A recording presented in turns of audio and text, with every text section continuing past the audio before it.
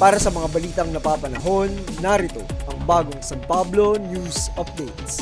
Pinapurihan ni Mayor Najee B. Gapangada ang mga departamento ng City Government of San Pablo at mga naging kabalikat na nagtulong-tulong sa kanilang matagumpay na paglulunsad at pagmamahala ng kauna-unahang Yakap Lawa City of Lakes Festival noong Mayo 9.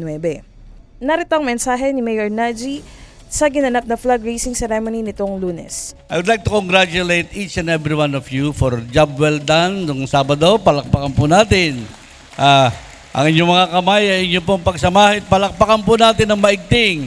Yung pong mga nag-facilitate na maging matagumpay ang ating pong pangarap ng ating Lawa ay maging isang world-class tourist destination, and now we are known to the world. Number one pong success ng celebration na yun ay naging napakasaya ng ating mamamayan. Everywhere I go, doon po sa inikutan ko, lahat po ay kumakaway. I was inside my vehicle. Everybody was waving. Nakabukas po ang aming bintana at ako'y kumakaway sa mga mamamayan natin.